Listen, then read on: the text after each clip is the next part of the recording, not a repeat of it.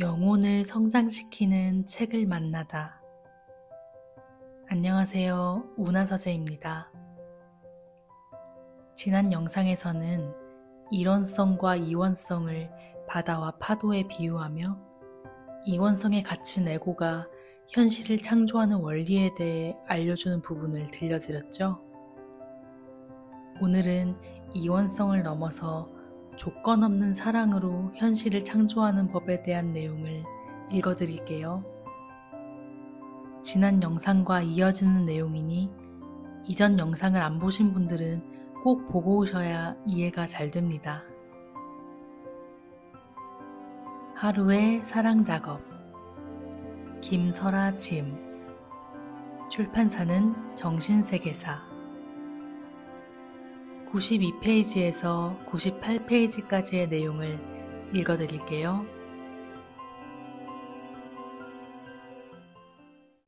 사랑의 창조법.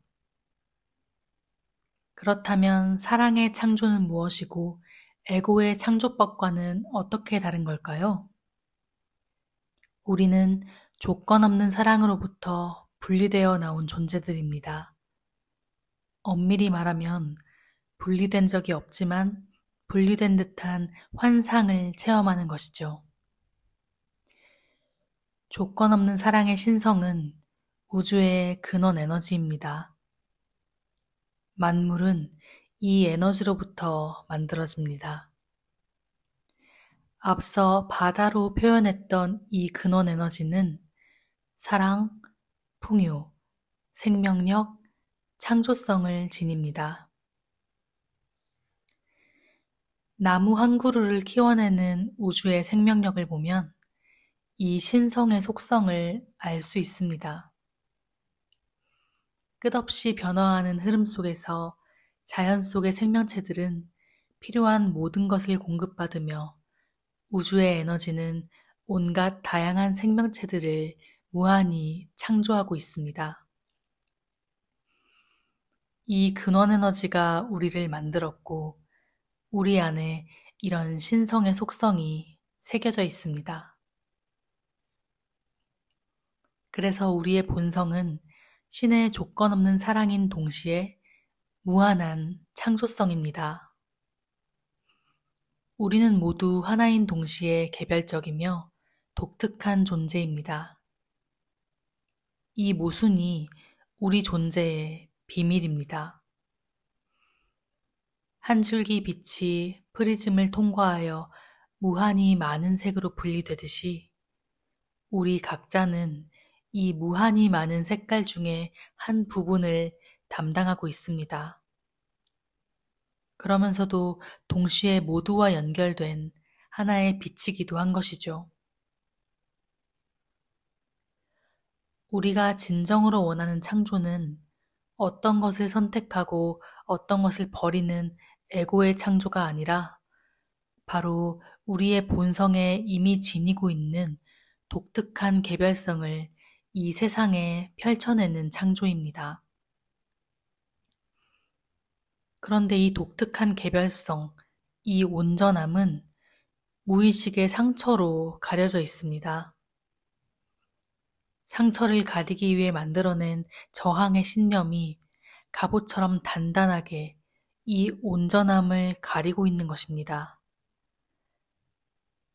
무의식의 상처들이 치유된다는 것은 상처를 가리기 위해 입었던 거짓 신념의 갑옷을 벗는다는 의미입니다.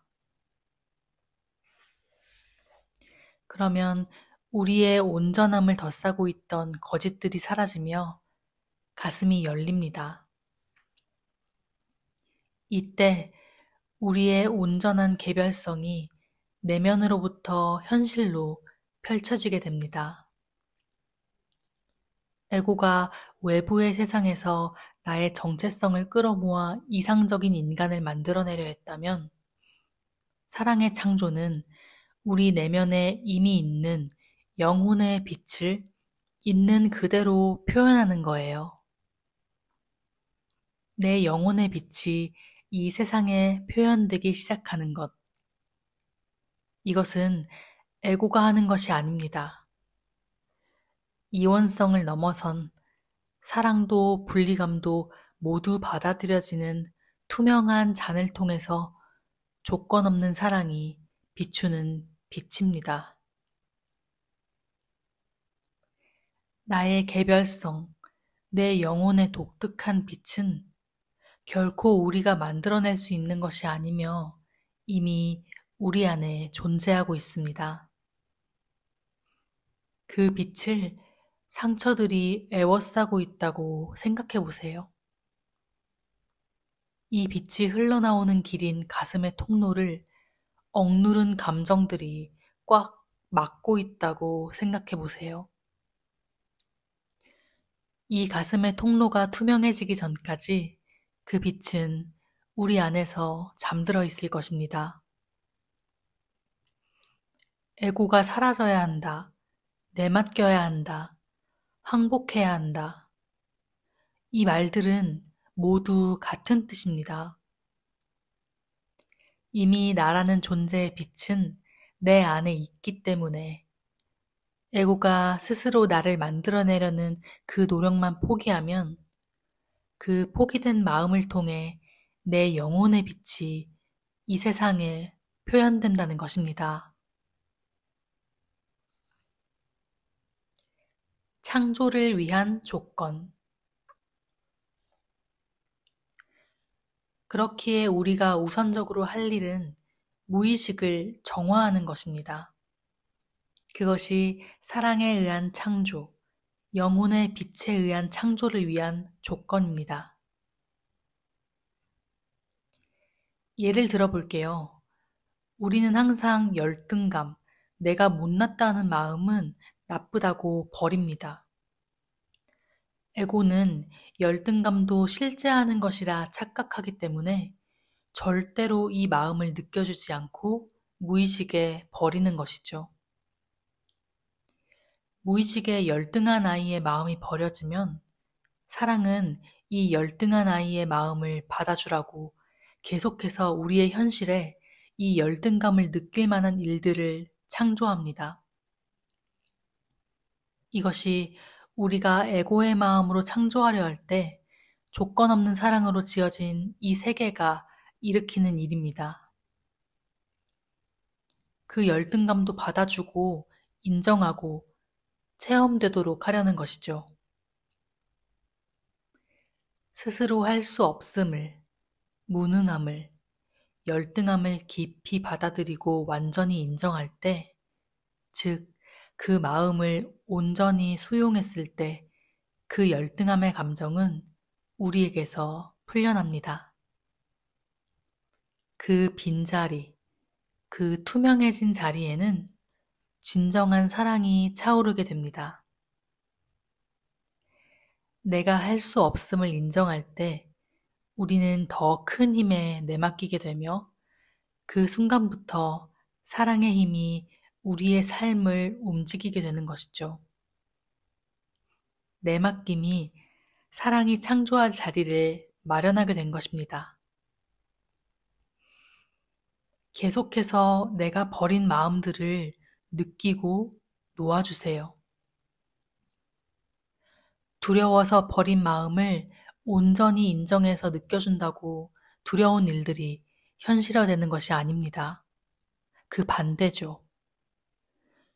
두려운 마음을 안 느껴주고 버리고 회피하면 그 두려운 마음들은 무의식에 남아서 버려진 마음의 아픔을 보라고 현실에 아픈 일들을 만들어낼 테니까요. 우리가 사랑으로 투명해질 때, 이제 정리해 볼게요. 우리가 무의식을 정화할 때 우리는 조건 없는 사랑에 자신을 동일시하게 됩니다. 그러면 두 가지 양상의 창조가 일어납니다. 한 가지는 우리가 나쁘다고 버린 마음들을 조건 없는 사랑으로 껴안으면 그 버려진 마음은 현실로 창조되지 않습니다. 가난한 마음의 아픔을 충분히 받아들이고 허용하면 그 가난함을 인정하라고 현실에서 가난한 일이 창조되는 일이 없어지는 것이죠. 가난한 마음의 아픔을 수용하면 나는 가난한 존재다 라는 거짓이 놓아지고 가난함은 하나의 느낌으로 돌아갑니다. 그냥 쓸 수 있는 하나의 물감이 되는 것이죠. 이 물감이 있어야만 풍요로움의 감정도 쓸 수 있습니다. 두 번째는 우리의 개별적인 영혼의 빛이 현실에 표현되는 창조입니다.